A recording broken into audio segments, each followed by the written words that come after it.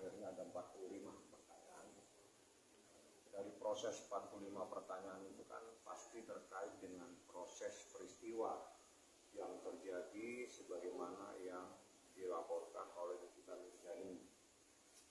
Ya, beberapa hal yang sudah disampaikan termasuk peristiwanya, tentang isinya, ya mohon maaf kalau isinya saya tidak bisa menjelaskan. Yang jelas dia diperiksa sebagaimana yang ditentukan, dia didampingi oleh keluarganya. Jadi dalam hal ini orang tuanya, karena kebetulan kita ada keperluan lain, sebagaimana yang Anda tahu adalah adiknya. Jadi diwakili oleh keluarga yang senasab. Seperti itu, proses lebih lanjut nanti Anda bisa tanyakan kepada penyidik melalui humas. Setelah ini prosesnya seperti apa. Yang saya harapkan dengan adanya proses hari ini, maka semakin cepat prosesnya supaya ada hal yang menjadi kepastian hukum dalam proses yang bergulir sejak dilaporkan pada bulan September tahun 2024, seingat saya seperti itu. Bang, apakah ayah kandung Laura mendampingi? Maksudnya? Ayah kandung Laura sendiri mendampingi? Ya. Yang mendampingi adalah adiknya Nikita Mirzani. Apa harus saya ulang lagi? Kondisi Laura bang mungkin saat dia periksa. Baik. Alhamdulillah dia sehat. Ya biasa lah ya, dia ditanya dia jawab. Apapun pertanyaannya dia jawab. Jawabannya seperti apa, insya Allah yang bisa menjelaskan itu adalah penyidik. Sebetulnya saya hanya menyampaikan ada 45 pertanyaan saja. Isi pertanyaan saya tidak boleh sampaikan karena ini yang diperiksa adalah anak di bawah umur seperti itu. Untuk komunikasi sebelumnya dengan Niki seperti apa Bang? Kalau itu saya tidak sempat bertanya ya, tapi tadi saya telepon Niki, kan kemarin dia bilang kalau sempat bang saya akan datang, tapi setelah itu dia telepon, dia belum selesai syuting, dia berharap dari paman kakaknya si Edwin, dan setelah itu Edwin bilang supaya adiknya yang datang. Jadi ada dua orang yang mendampingi sebagai perwakilan secara nasab, Edwin dan Lintang. Pertanyaan ini kira-kira dari Bang Rani sendiri menjawab dengan seperti apa? Ya, dia jawab. Tapi isinya kan saya tidak boleh sampaikan. Ya. Tapi kalau seandainya besok Anda bertemu dengan penyidik diwakili oleh humas, mungkin humas bisa menjelaskan. Karena kan pun seandainya kita tahu ada batasan pada saat proses hukum terhadap anak di bawah umur. Jadi nggak boleh kita sampaikan.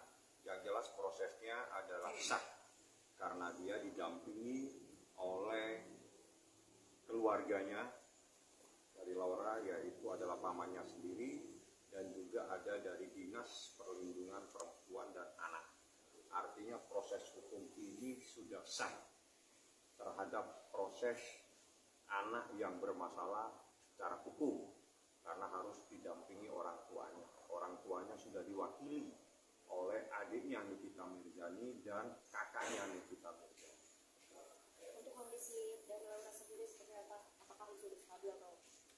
Kalau saya bukan ahli di bidang membaca seseorang stabil dan tidak stabil. Coba mungkin Anda tanyakan kapan proses hukumnya. Kalau saya mencoba untuk menjawab, itu saya masuk kepada ahli psikiater. Saya ahli hukum. Bang, kalau misalnya lihat dari Laura, apakah ada penyesalan bisa kenal dengan WA? Kalau Anda ketemu Laura, nanti Anda tanyakan. Karena saya tidak mungkin bisa membaca hati seseorang. Tapi dari 45 itu jawabannya Laura menguatkan laporan Niki atau seperti apa? Itu kan pokok perkara. Jawabannya nanti. Pada saat sidang, Anda akan tahu semua apa yang ada di dalam jawaban tersebut. Karena nanti pada saat proses, saya berbicara proses ya, saya tidak bicara perkara ini. Dalam sebuah proses di pengadilan, ada yang namanya berkas perkara. Berkas perkara itu terdiri dari pemeriksaan para saksi semua, dan juga dilampirkan barang bukti. Nah, di situ apa yang saksi sampaikan, jelaskan, terangkan, semuanya ada secara lengkap. Nah, biasanya berkas perkara itu akan diterima oleh terdakwa karena itu diminta dan itu sesuai dengan aturan KUHP. Jadi tidak ada yang bisa ditutupi dan tidak mungkin ditutupi karena berkas itu akan berbicara. Saksi A misalnya akan menjelaskan seperti apa, saksi B akan menjelaskan seperti apa, itu semuanya ada. Kalau saat ini saya ada larangan karena yang menjadi pihak atau orang yang diperiksa subjeknya adalah anak di bawah umur. Jadi saya tidak bisa menyampaikan. Yang bisa saya sampaikan, saya ulangi 45 pertanyaan. Bang, Laura sendiri masih di atas apa sudah kembali ke rumah aman? Saya coba akan cek. Yang jelas tadi pada saat proses penandatanganan, saya langsung diberi informasi. Saya harus menyampaikan kepada teman-teman semua, prosesnya sudah selesai. Lebih lanjut, saya harus mengecek lebih detail seperti apa. Tapi bisa bertemu tuh tidak perlu? Siapa? Kalau saya bertemu Dengan orang Teman-teman. kan anak di bawah umur. Kira-kira Anda yang lebih tahu lah. Kadang Anda juga memoto, Anda kasih tutup mukanya. Betul. Artinya teman-teman wartawan ini lebih pintar bagaimana menghadapi anak di bawah umur. Jadi nggak perlu ditanyakan karena Anda jawab sendiri. Lalu setelah Laura ada Nah ini bagus pertanyaannya. Tanya ke Humas ya. Bagus pertanyaannya. Tapi kalau saya yang jelaskan, saya jadi penyidik nanti. udah ada informasi dari penyidik ke abang, maksudnya ada lagi yang dipanggil dari pihak yang Kalau saksi lagi, sepertinya tidak. cukup ya bang ya. Tapi kalau ada pihak, nah itu tanya, siapa itu? Kapan? untuk Laura sendiri cukup. Nanti itu penyidik, apakah diperlukan tambahan, ataukah nanti ada hal-hal lain. Terus setelah ini siapa yang akan diperiksa, itu saya pikir hak sepenuhnya ada di tangan penyidik. Biasanya Ibu Humas lebih banyak tahu. Bang, kapan besok ke Eka mau di desa juga atau nggak bisa? Yang mau dibuat ya. Kenapa? Banyak Ada juga apa? meminta keterangan.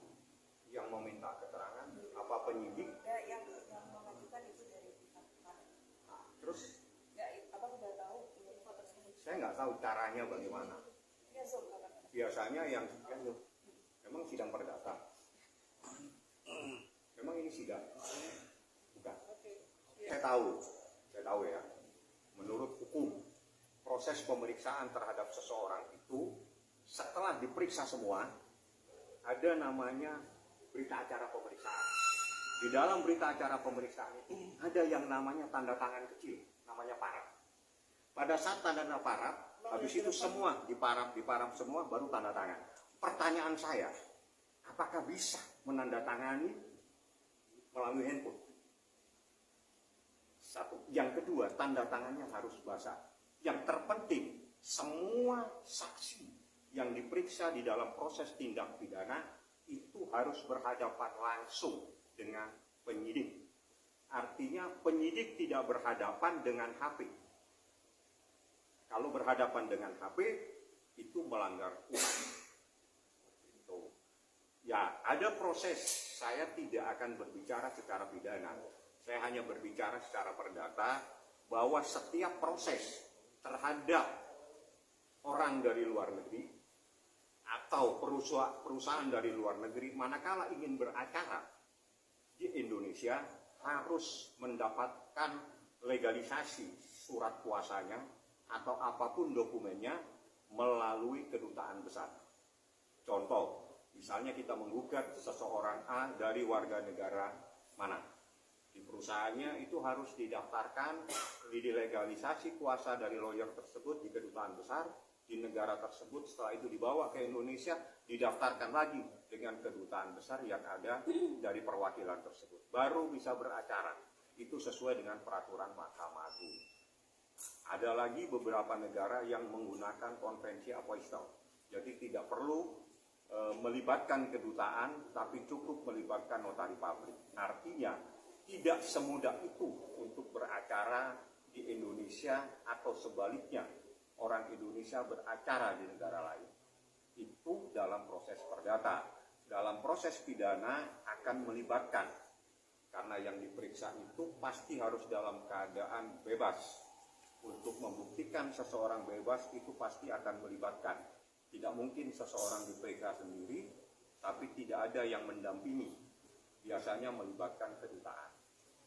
Tapi yang terpenting bahwa manakala seseorang ingin menghadirkan saksi yang meringankan, tolong bawa saksi itu, ini Polres Metro Jakarta Selatan, seingat saya ini Jalan Wijaya. Jadi bawa saksi itu ke sini, diperiksa di lantai 3, nggak perlu satu, yang banyak. Tidak mungkin dilarang, pasti diakomodir karena sesuai dengan KUHAP.